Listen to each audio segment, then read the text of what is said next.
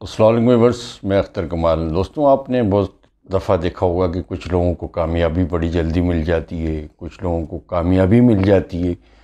کچھ لوگوں کو جلد یا بدیر کامیابی نہیں ملتی، وہ ناکام رہتے ہیں۔ اس کی آخر کیا وجہ ہے؟ آج کی ویڈیو بہت کام کی ہے اور کوشش کریں کہ اس کو لاسٹ تک دیکھیں۔ دوستوں، آج مجھے امریکہ کے 16 پریزیڈنٹ جو کہ ابراہم لنکن ہیں، اور وہ میرے بڑے آئیڈیل ہیں اور میں نے ان کو بہت پڑھا ہے،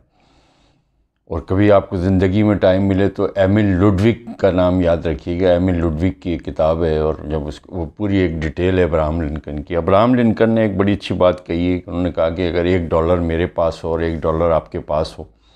اور ہم دونوں تبدیل کر دیں، اس کو چینج کریں، ایکسچینج کرتے ہیں، تو $1 آپ کے پاس رہے گا، $1 میرے پاس رہے گا۔ اور ویئر ایز اگر میرے پاس ایک خیال ہو اور آپ کے پاس ایک خیال ہو، اور ہم اس کو چینج کریں گے، جب اس کو ایکسچینج کرتے ہیں تو 2 خیال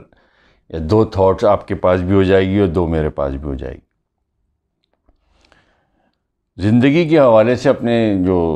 تجربات ہیں، مشاہدات ہیں اور خیالات ہیں، وہ میں آپ کو ہمیشہ شیئر کرتا چلا آ رہا ہوں۔ اور دوستوں، انسان کی تمام جو پرسنالٹی ہوتی ہے، اس کا جو کیریکٹر ہوتا ہے، اس کی رکھی ہوئی صحبت یا سنگت یا جس کے ساتھ وہ ٹائم گزار رہا ہوتا ہے،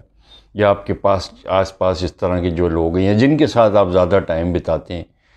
کچھ عرصہ کے بعد آپ فیل کر رہے ہیں اور دیکھیں تو آپ بالکل اسی طریقے سے بن رہے ہوتے ہیں، وہی وائبس آپ پہ کام کر رہی ہوتی ہے۔ ایون وہ کیریکٹر جو ہے آپ پہ جو ہے ایمرج ہونے لگتا ہے، اور سم ٹائم ایسا ہوتا ہے کہ جو ایک آپ کی ہینڈ رائٹنگ ہے وہ بھی اسی طریقے سے ہو رہی ہوتی ہے۔ منفی لوگوں کا یہی ہے کہ وہ اپنی نگیٹو وائبس جو ہے آپ پہ ظاہر ہے، اس کے اثرات اس پہ پڑ رہے ہوتے ہیں، اور آپ بھی نگیٹیوٹی کی طرف جا رہے ہوتے ہیں۔ اور اگر آپ ایک اسٹرانگ پرسنالٹی کے مالک ہیں، ایک پازیٹیو پرسنالٹی کے مالک ہیں، ایک پازیٹیو ایٹیٹیوڈ کے مالک ہیں، اور اگر آپ کوشش کر سکتے ہیں کہ ایسے لوگوں کا کچھ بھلا ہو، وہ کچھ ان کو صحیح راہ و راست پہ آ جائیں، تو ان کے لیے ایسا ضرور کریں، ان کو اپنا وقت دیں۔ ویئر اگر آپ خود ہی کمزور ہیں اور ایسے لوگوں کا آپ فوری اثر اگر قبول کر لیتے ہیں، ان کے دباؤ میں آ جاتے ہیں، جو کہ خود برائے کرم اپنے آپ پہ مہربانی کریں، ان سے تھوڑا سا ڈسٹینس رکھیں، ورنہ یہ کہ آپ یہ لاسٹ کر جائیں گے یہ تمام چیزیں، اور آپ بھی ویسے ہی بن جائیں گے۔ دوستوں، اسی طرح سے جو ہماری مثبت سوچ اور کردار کے مالک جو لوگ ہماری زندگی میں نکھار پیدا کرتے ہیں، جو ایک پازیٹیوٹی کی طرف ہمیں جاتے ہیں، ہمیں اپریشیٹ کرتے ہیں، ہمارے کندھے کو پاتے ہیں، یہ ایک بہت اللہ کی بڑی نعمت ہوتی ہے۔ اور بالخصوص میں یہ آپ سے یہ تجربہ اور یہ جو مشاہدہ اپنا شیئر کرتا رہا ہوں کہ سب سے اچھی جو ٹونک ہے، سب سے اچھی جو دوا ہے، جو سب سے اچھی ریمیڈی ہے، وہ آپ کے بچپن کے وہ اسکول کے جو فیلوز ہیں، جو دوست ہیں، جو بڈی ہیں، ان سے اچھا دنیا میں کوئی ٹونک نہیں ہے، اور اس چیز کو ایک آزمائی ہوئی بات ہے۔ دوستو، آج ایک چھوٹی سی کہانی ہے اور مائنڈ سائنس سے ریلیٹڈ اس کا ایک بڑا تعلق ہے، اور وہ میں بتا رہا ہوں کہ ایک 60 سالہ شخص ہوتا ہے، اور ایک ایسا دوستو، اس سے پہلے میں یہ بتا دوں کہ ڈپریشن میں نے بہت کچھ کہا ہے، بہت کچھ لکھا ہوا ہے، لیکن آج جو یہ ڈپریشن کی اس کہانی کو ایک دوسرے آؤٹ لک سے میں آپ کو بتا رہا ہوں، اور یہ وہی لوگوں کے لیے ہے اور جن کا میں جملہ یہ اکثر کہتا رہتا ہوں کہ don't compare yourself with the others, it means you are insulting yourself, اور اس کے علاوہ دوسروں کی زندگی میں تاکنا، جھانکنا اور اس طریقے سے وہ کرنا، اور اپنے آپ کو ایک جو ہے ایک پریشانی میں، تذبذب میں، اور ایک اس طریقے سے اپنے آپ کو ایک ٹینشن اور اسٹریس میں کریٹ کرنا، یہ تمام چیزیں۔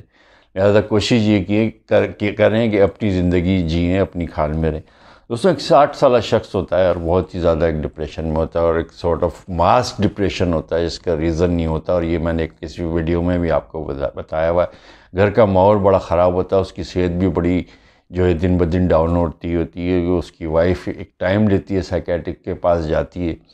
ماہر نفسیات کے پاس، اور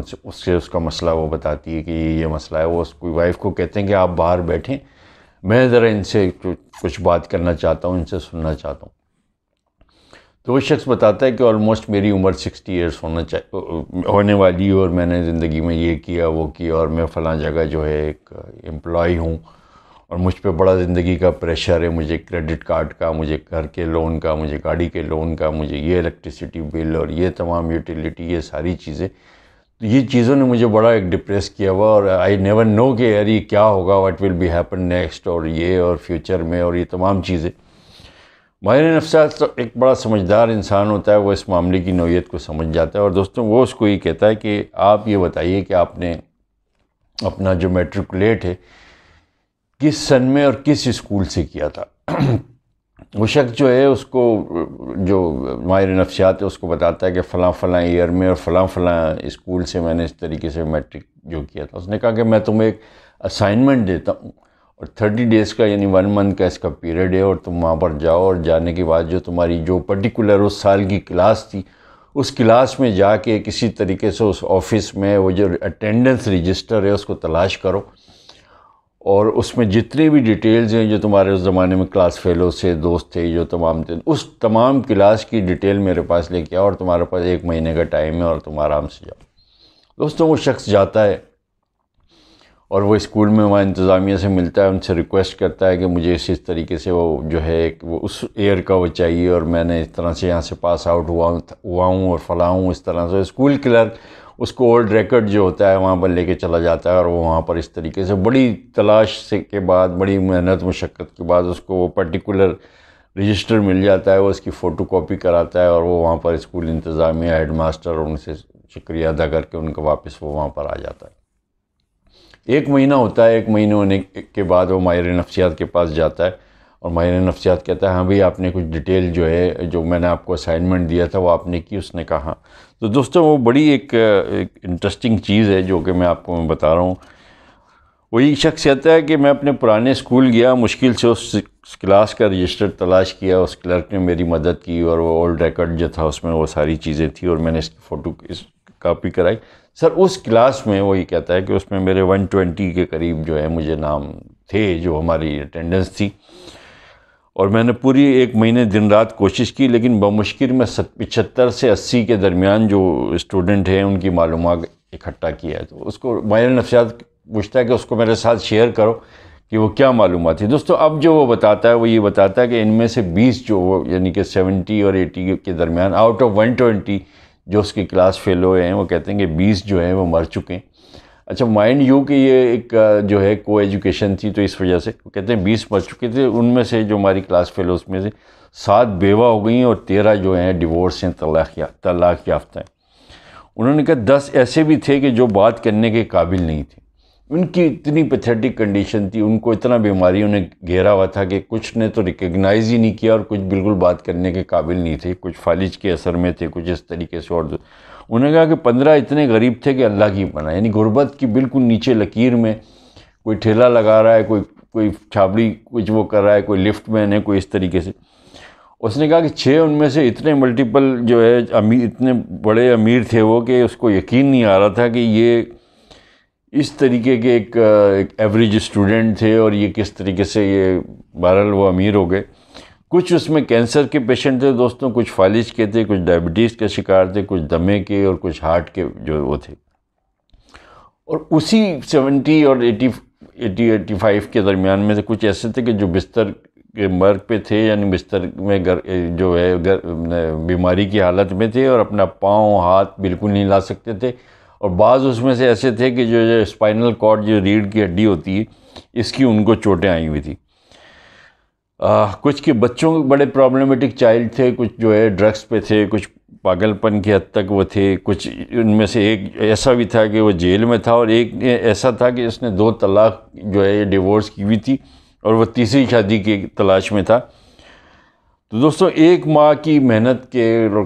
کڑی مشقت کے بعد جو 10ویں جماعت کا جو میٹرک کا جو ایک رجسٹر ہے وہ بڑی ایک اذیتناک بھیانک ایک ہاریبل کہانی بیان کر رہا تھا۔ ماہر نفسیات نے اس شخص سے پوچھا کہ دوست میرے اب مجھے بتاؤ کہ now what is your position of the depression, how is your depression now.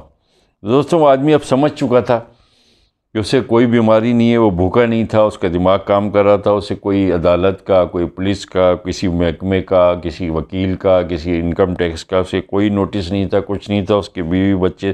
سب صحت مند تھے، وہ خود بھی صحت مند تھا۔ اور اب اس شخص کو احساس ہو گیا تھا کہ واقعی وہ جو کچھ بھی ہے یہ ایک وقتی دکھ تھا، اور وہ بہت اچھی حالت میں۔